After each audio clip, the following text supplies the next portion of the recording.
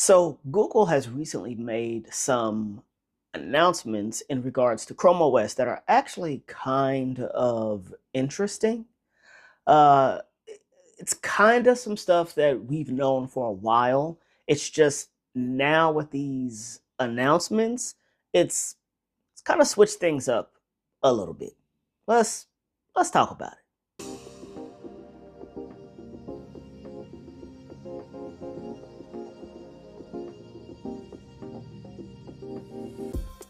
So recently, some of you may have heard that Google announced that Chrome OS is going to be merging more of its parts with Android, that it was going to start using more of the Android code in order to kind of optimize Chrome OS. This was an announcement that they made several years ago that they said, hey, we're going to start merging the two together a little bit more, which makes sense, right? Chrome OS uses Android apps.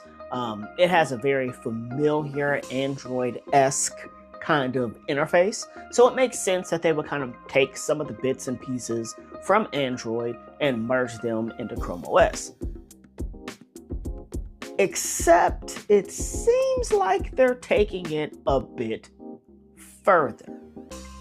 Recently, it came out that Google is currently working on a project that will essentially merge Chrome OS with Android completely, meaning that Chrome OS will essentially be the version of Android that runs on laptop style devices. Now, this isn't the first time that we've seen this from Google, right? If you remember, long time ago, Android 3.0 Honeycomb.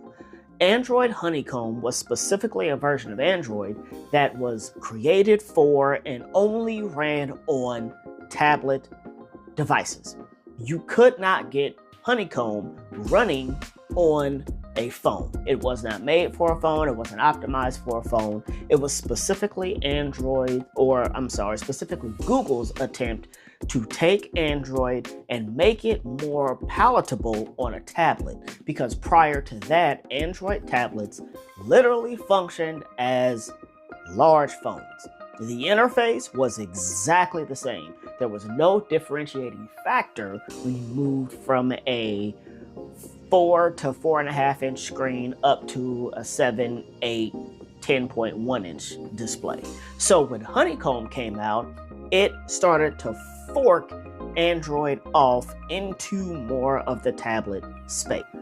Now, eventually what Google did was when it came out with Ice Cream Sandwich, which was Android 4.0, it merged the two back together.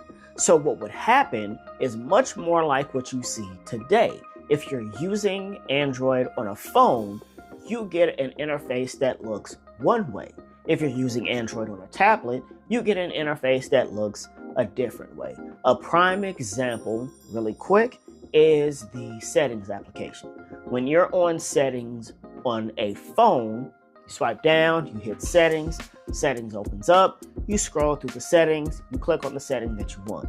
When you're on a tablet, it looks a little bit different, right? When you go into settings, you have all of your settings on the left-hand side, and then you have all of your options for those settings on the right-hand side. So if I click on connections, right, then over here on the right-hand side, I get these specific settings that are related to connections. If I hit the back button, it closes out of settings completely because there's no need to hit the back button. You literally just choose a different option on the left-hand side, right?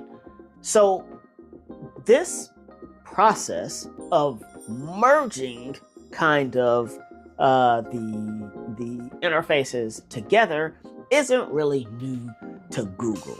And if you think about it, it actually kind of makes sense, right?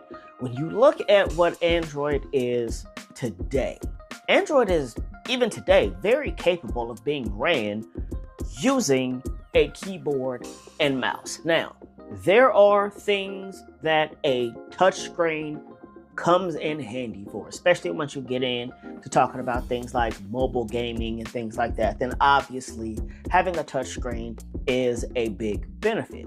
But if I want to use a laptop style Android device for editing Word documents, for editing PowerPoints, creating PDFs, sending email, checking Facebook, surfing the internet, any of these things, I don't need a touchscreen interface to do that. As a matter of fact, I can do all of those things on tons of laptops, MacBooks, which don't have a touchscreen interface at all. So the touchscreen interface is not required for Android because Android has greatly improved its ability to be used with a keyboard and mouse. Now, let's flip over to the other side, right? If we look at Chrome OS, it has already slowly been moving toward being more and more like Android.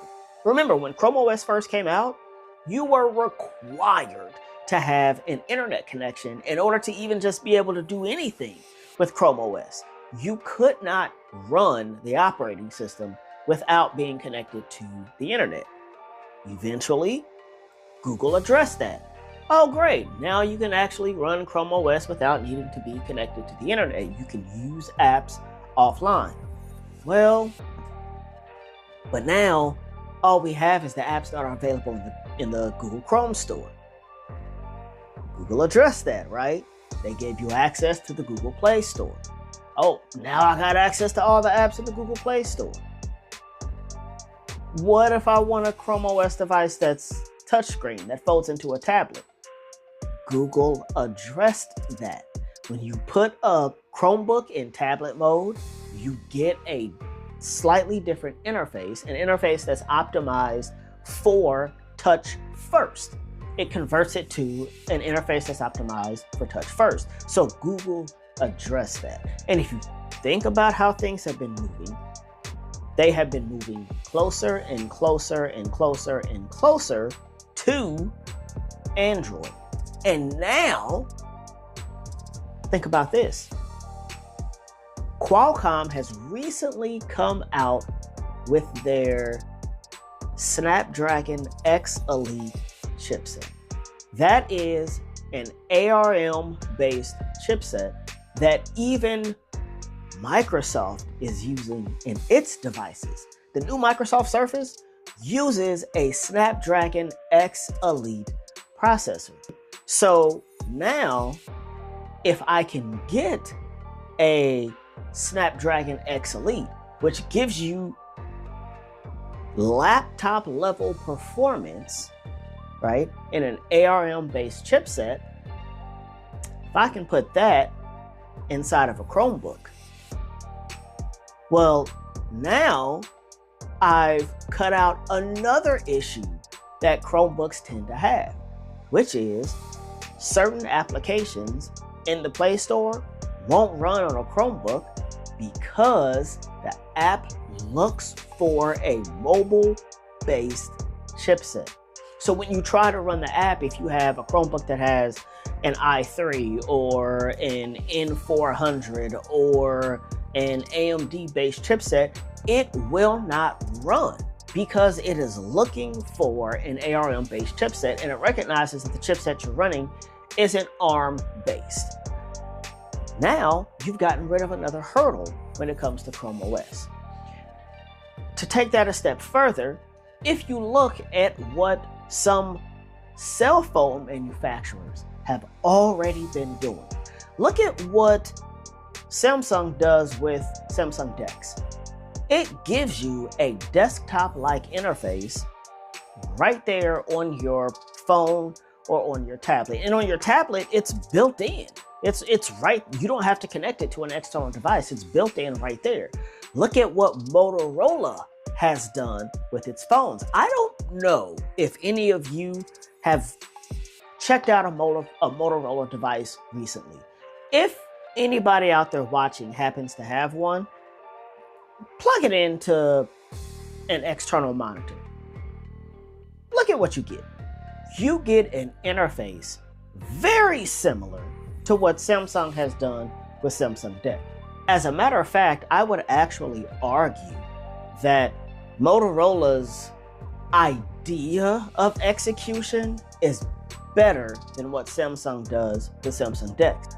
Even Google themselves has started to go down that same path, right? In Android 15, you now have the option to use a desktop-like interface when you connect your Android device to an external display, like a monitor or a TV.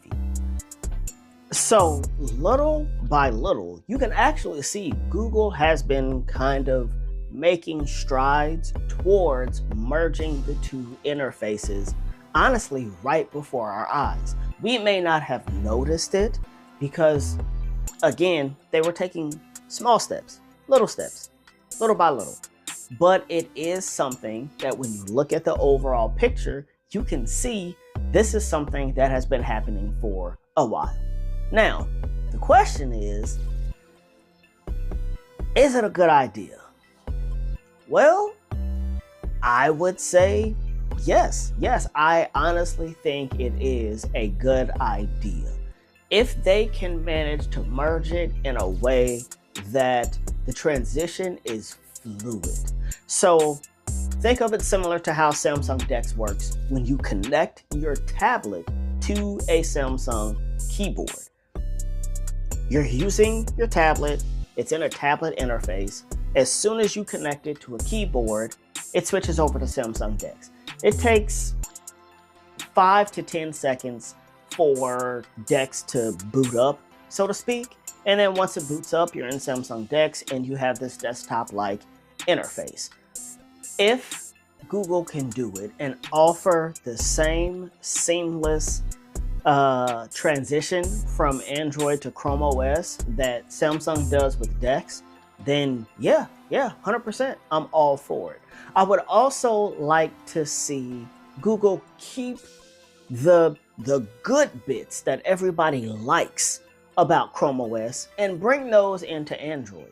And when I say the good bits, I'm talking about things like printing. Printing through Chrome OS, infinitely easier than printing through Android because Chrome OS has print capabilities built in natively. It's way easier in Chrome OS. Another thing is the full-fledged Chrome experience. You're not getting a watered-down version of Chrome. Chrome on Chrome OS is 100% the full-fledged, exact same Chrome browser that you would get if you were on a Windows laptop or a MacBook or a Linux device, whatever. It is 100% the exact same version of Chrome that you would get on a full desktop experience, which gives you much better compatibility across websites. So when Chrome and Android merge, I am praying that Google does it the right way. Keep the good bits that we like from Android. I mean, Android as it is, we like Android, but then also take the good bits that we like from Chrome OS. When I connect a tablet to a keyboard, have Chrome OS automatically start up. I would like to see a seamless connection in that manner. And I think it can be done. Hopefully Google does it the right way. This is not something that Google is planning on doing tomorrow. This is a multi-year project. It'll take time, and I think we'll continue to see Chrome OS and Android get closer and closer until one day Google comes out and says, hey, it's official. Chrome OS, Android, same fork, same thing. You develop for one, you're developing for the other because they're the same now. So let me know what you guys think. Are you interested in seeing Chrome OS and Android merge? What are your guys' thoughts on it? Don't forget to hit that subscribe and like button.